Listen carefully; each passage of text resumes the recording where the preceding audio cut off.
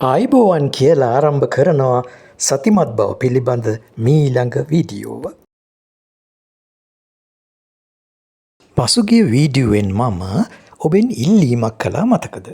කිසිම විනිශ්චයක් නැතුව දේවල් සවන් දෙන්න කියලා, දේවල් දකින්න කියලා. අපට දෙයක් ඇහුණාම අපි ඉක්මනට එය හඳුනා ගන්නවා. මෙන්න මේ ඇහෙන හඬ ඔබට හඳුනා ගන්න පුළුවන්ද?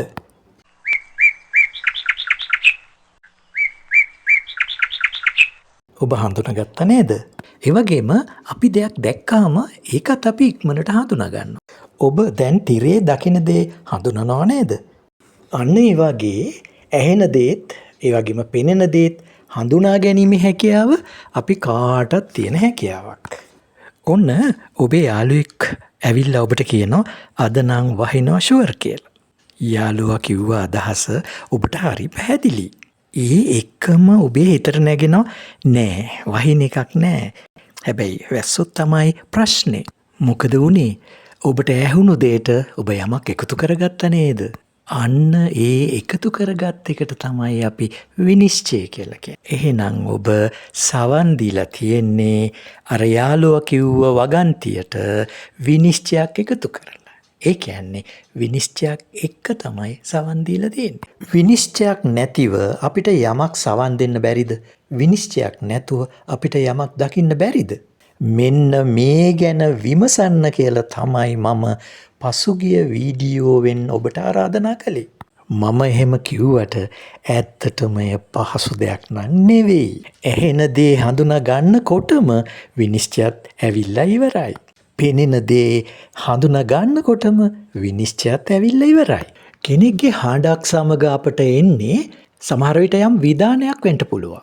එහෙමත් නැත්නම් යම්කිසි විස්තරයක් වෙන්නත් පුළුවන්. සමහර විට තොරතුරක්, සමහර විට පණිවිඩයක් වෙන්න පුළුවන්.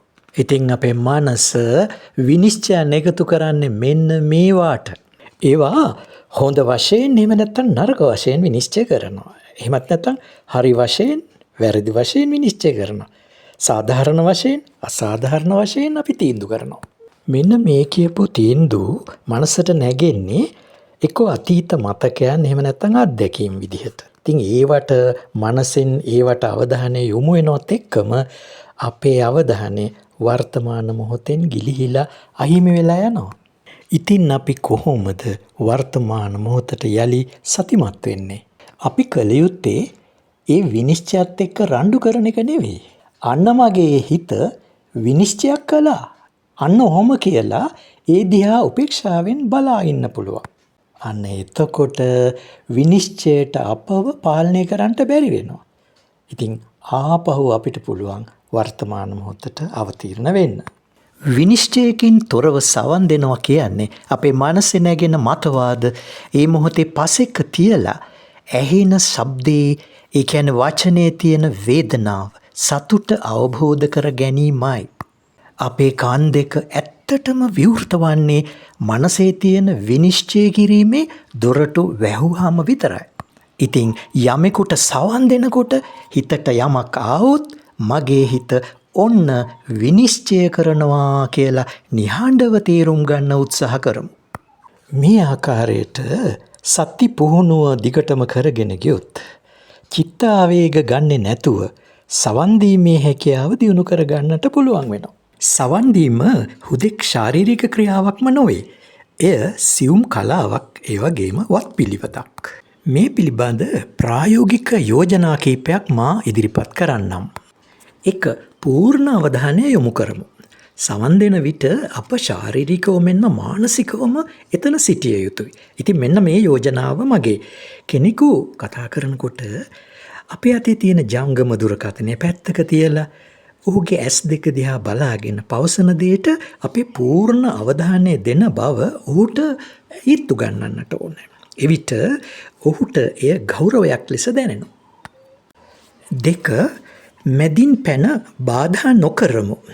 අපි පුරුදු වෙලා ඉන්නේ අනිකාගේ වාක්‍ය අවසන් වන්නට පෙරම පිළිතුරු සූදානම් කර පැවසීමට. අන්න ඒ නිසා මා මේ යෝජනාව කරනවා.